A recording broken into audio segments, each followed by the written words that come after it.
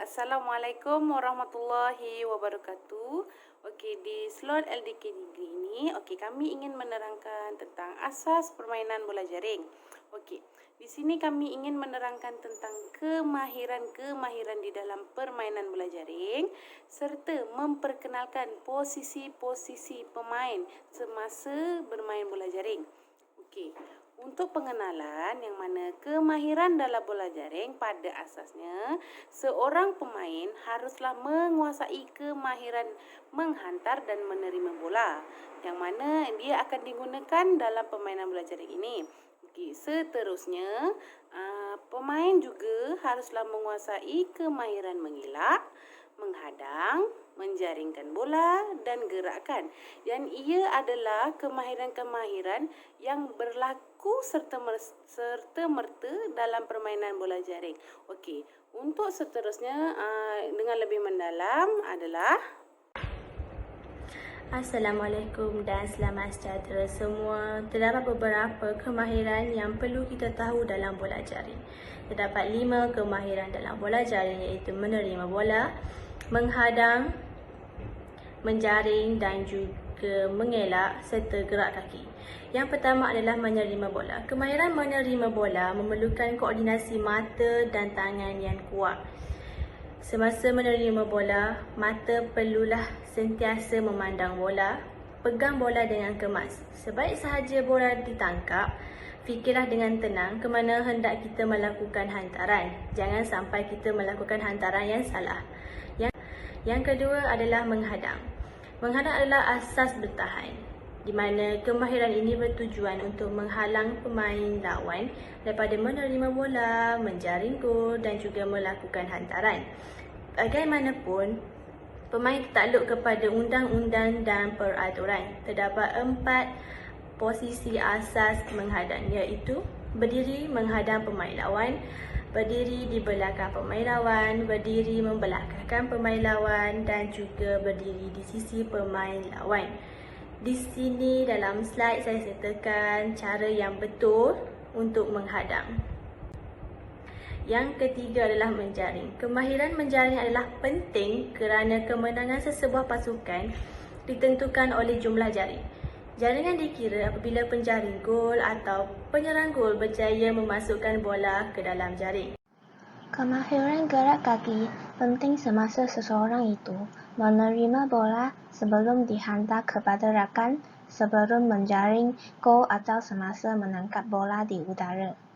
Gerak kaki yang dibenarkan oleh undang-undang adalah dalam keadaan berikut.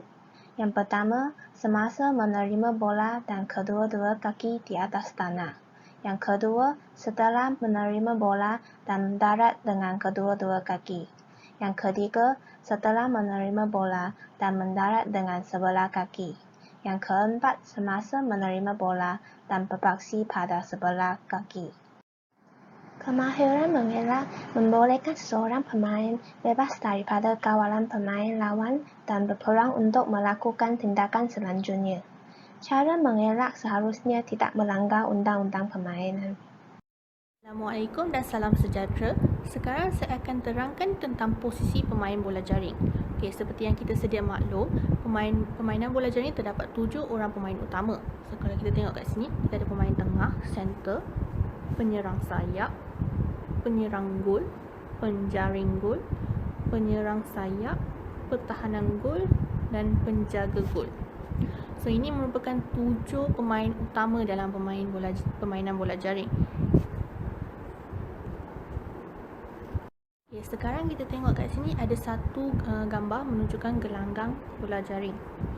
So dekat sini ada posisi bagi setiap pemain bola jaring. So kat sini kita ada GS, WA, GA, C, GD, JK, WD. So ini posisi untuk satu pasukan. So kalau ada pasukan, kalau pemain bola jaring ada berdua pasukan kan.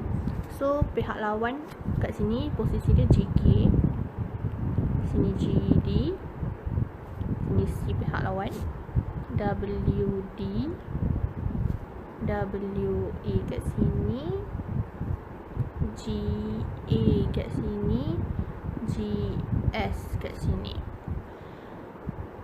So setiap pemain ni dia kena pakai beep dalam masa bermain yang menunjukkan posisi yang dimain. So setiap pemain hanya dibenarkan berada di sudut tertentu di gelanggang. So pemain yang terkeluar dari kedudukan mereka, ia akan dianggap offside.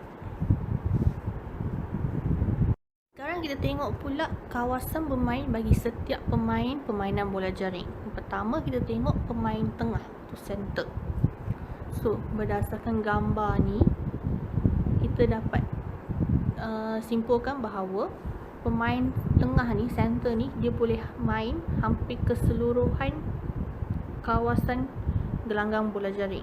So kita tengok kat sini, semua kawasan ni dia boleh main kecuali satu kawasan, iaitu kawasan gol. So kawasan gol ni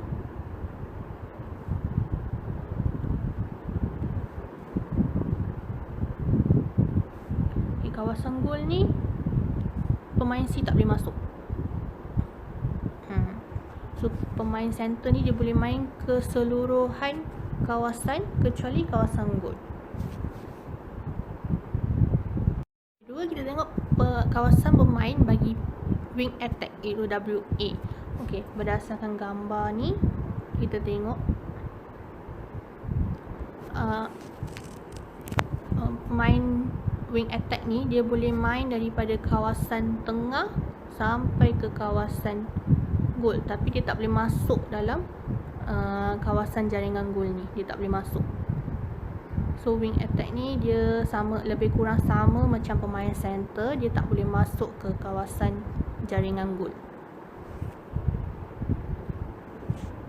Okey, seterusnya saya akan menerangkan dengan lebih lanjut mengenai posisi pemain yang lain.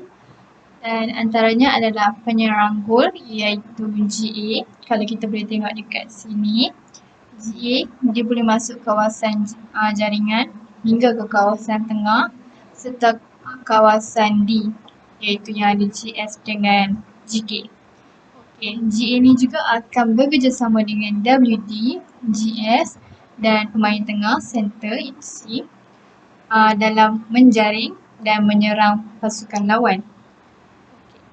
Okey, seterusnya posisi pemain penjaring gol, iaitu GS. Kalau kita tengok dekat sini, GS hanya boleh masuki kawasan jaringan sahaja dan tak boleh masuki kawasan tengah. So kalau jadi GS ni memang tak banyak bergerak dan perlu mahir dalam membuat jaringan. Posisi pemain seterusnya adalah pertahanan sayap, iaitu WD. Kalau kita tengok dekat sini, kawasan yang WD boleh masuk adalah kawasan jaringan hingga ke kawasan tengah kecuali kawasan D ni. Okay, WD selalunya akan menghantar bola kepada GS atau GA yang berada dalam kawasan D dengan bantuan pemain tengah iaitu C. Dan WD juga akan menghalang gerak-geri dan hantaran yang ditujukan daripada WAA pasukan lawan. Posisi pemain seterusnya adalah pertahanan gol ataupun GD.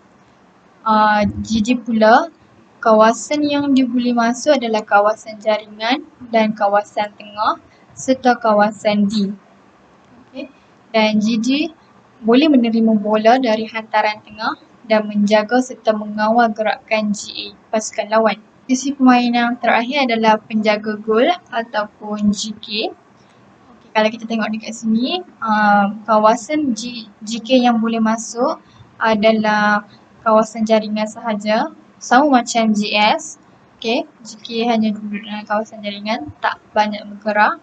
Dan GK juga akan bekerjasama dengan GD untuk menjaga GS pasukan lawan di dalam kawasan maupun di luar kawasan. Okay, itu sahaja daripada kumpulan saya dalam menerangkan asas permainan bola jaring. Dan terima kasih kerana mendengar.